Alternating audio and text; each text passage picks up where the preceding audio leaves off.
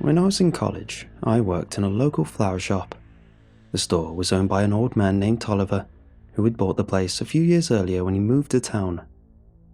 He had no particular love of flowers, but he said that he needed a fresh start and the business had been for sale, so he took it as a sign.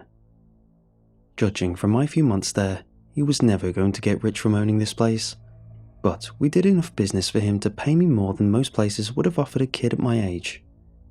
As you might imagine, our biggest business came from weddings and funerals, and over time, I'd grown accustomed to dealing with the finicky fiancés and bleakly non-bereaved that so often came through our door or called in an order.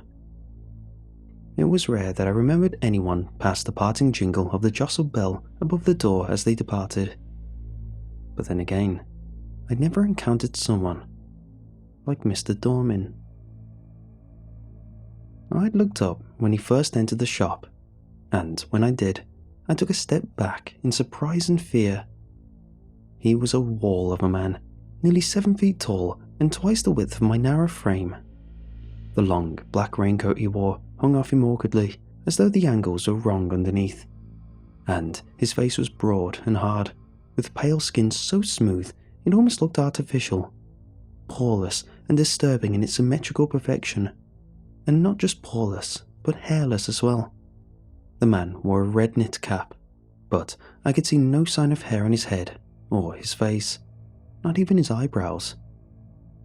I began to wonder if he was a cancer patient or burn victim, but was brought out of my thoughts by the deep rumbling of the man's voice.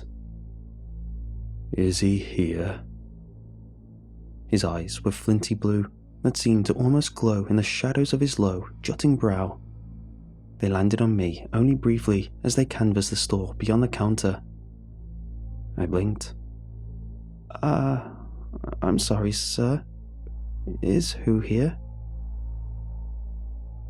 The man's gaze fell on me again, his mouth puckering slightly, as though he tasted something sour. "Templeton. Or Tolliver." He put his hands on the counter between us with a muffled thump. I glanced down to see his hands were covered in leather gloves that creaked as he squeezed his fist. "Is he here?" Swallowing, I shook my head. No. Sorry. Can I get your name or can I help you with something?" The man's expression didn't change. "My name is Mr. Dorman, and no, only he can give me what I want." He glanced around the store. "When will he return?" Glancing at the clock, I saw it was nearly 4.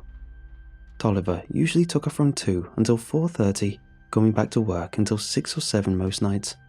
But I didn't want to tell this guy that. Mainly out of fear, he decided to just wait half an hour. I didn't want him hanging around, and I wanted to warn Tolliver before the guy found him. I had no idea what this strange man wanted from him, but I didn't have a good feeling about it.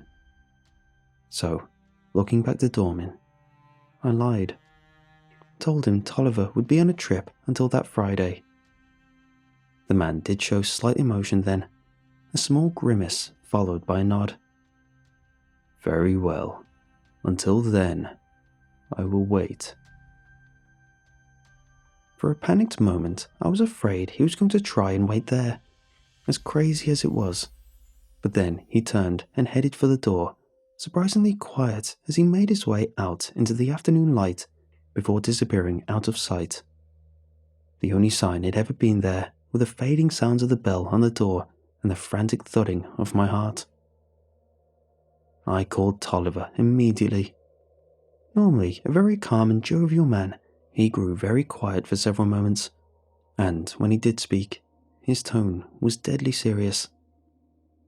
"John, I want you to close the store immediately, and it's going to stay closed, at least for a few days.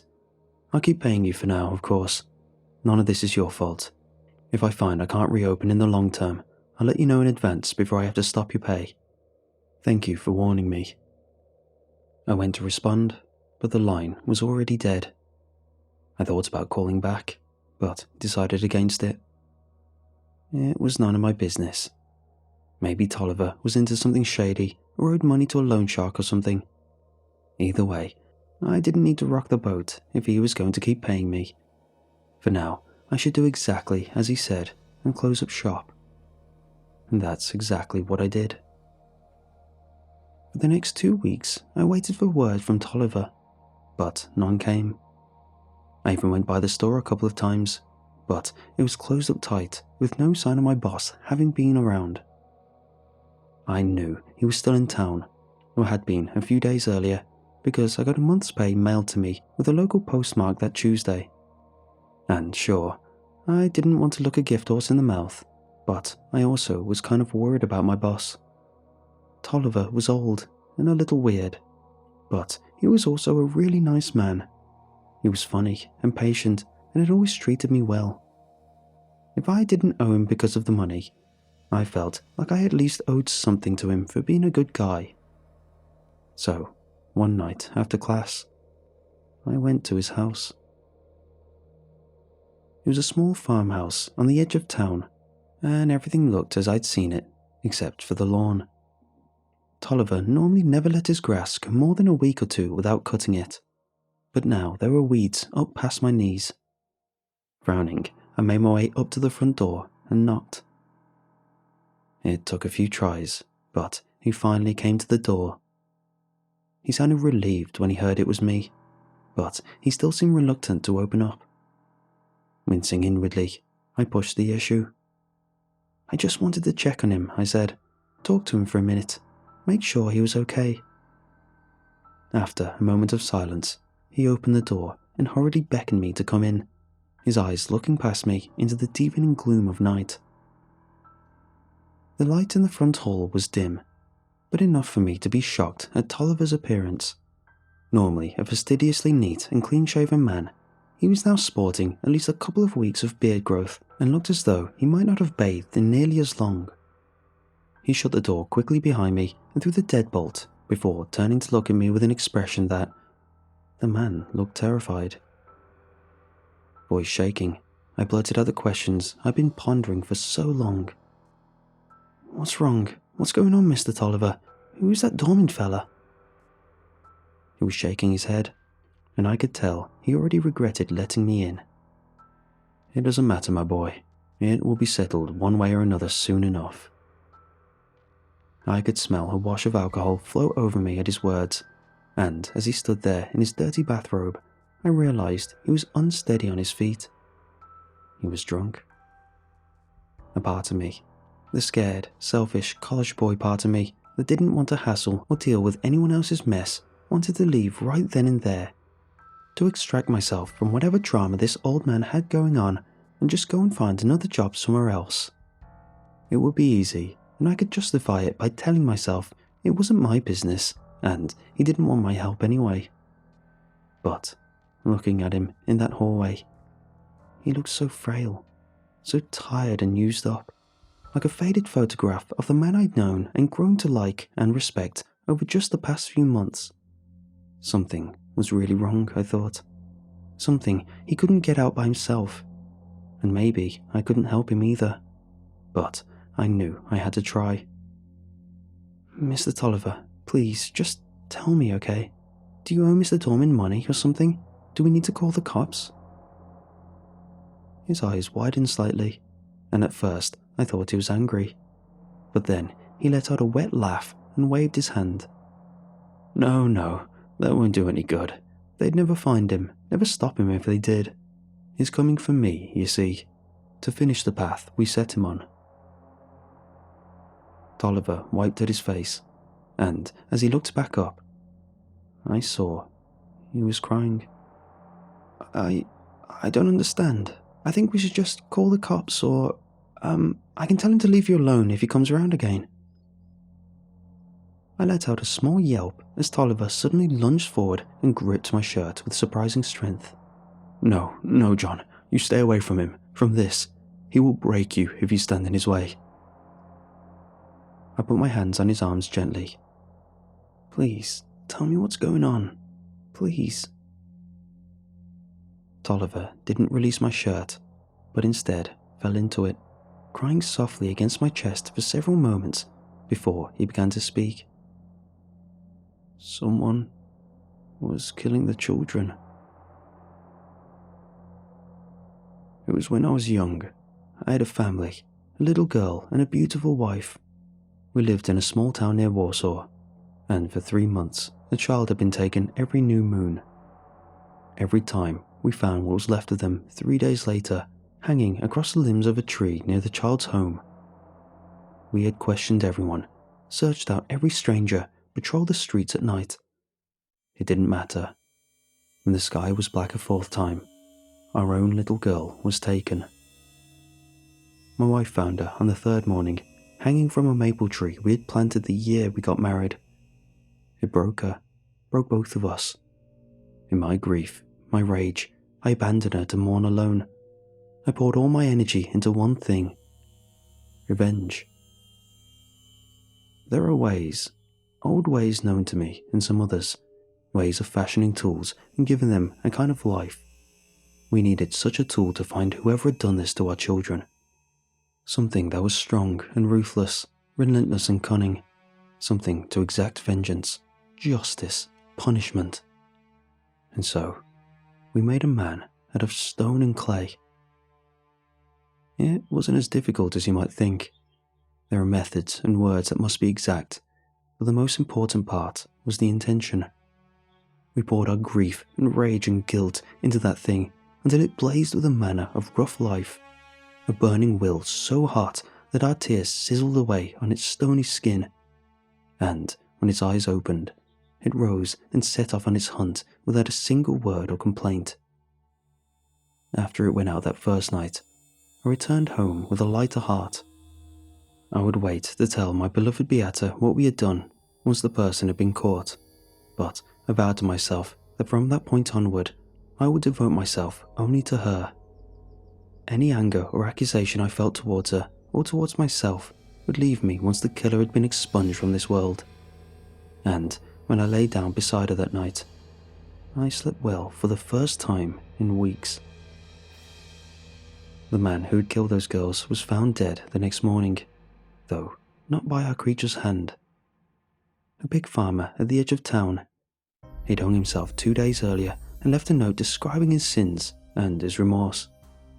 Bits of hair belonging to the girls, including my Maria, were found among his belongings, and there was no sign that anyone else had helped him commit these horrors.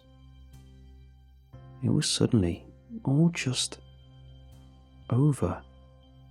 Or so we thought. We didn't know where the creature we created had gone to, but as the days came and went, our group's consensus was that it had likely been released as soon as its work was done. Perhaps it had even found the man's body and then wandered out into his field before tumbling apart like so much rock and mud. These were the guesses and hopes of fools, myself included. We hadn't understood the nature of what we had conjured, or the brutal calculus by which it operates, but it wasn't long before we began to learn both far too well. The parents of the first little boy that had been taken were found torn apart in their home. 2 nights later, the mother of the second child, just an infant at the time of their murder, was found dismembered in a front yard. As with the first killings, someone or something had broken through a front door and chased her outside before plucking her limbs off like petals from a flower. By this point, the few of us that remained had begun to understand what was happening, even if we didn't know why. After all these years, however, I think I do. It was what we put into it, you see. Not just our hatred and blame for the insane man who killed our babies, but our guilt and loathing for ourselves and our wives and husbands. When we knelt over that creature and gave it a measure of our life and our pain, we weren't just creating it, we were teaching it, moulding it with our hearts, just as we had with our hands, showing it the faces of everyone we blamed, even ourselves. Tolliver's lip quivered as he looked up at me. I tried to save Beata, I did. We ran to this country, and for nearly 10 years there was no sign of it. And then one night it came and boom, boom, boom.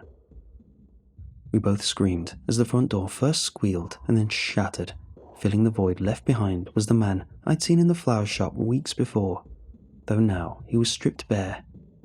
He stepped inside, his pale, perfect skin glowing in the soft light of the hall. He was completely hairless, but that wasn't all. He had no nipples, no genitalia, no belly button, no toenails on the end of his white, misshapen toes. And then there were his hands. His skin grew scaly at the wrist before hardening into something that reminded me of concrete mixed with jagged rock. It seemed impossible, but that stone was alive, moving and flexing as he lunged forward and snatched Tolliver away from me. My friend had the chance to scream, but he didn't. Instead, he used his last moment to find my eyes and mouth a single word. Run.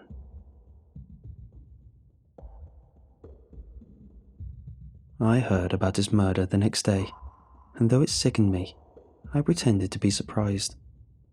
The creature hadn't tried to stop me, and though I spent the next few nights terrified by every sound, I had the feeling that it wouldn't try to hurt me now that its work was done.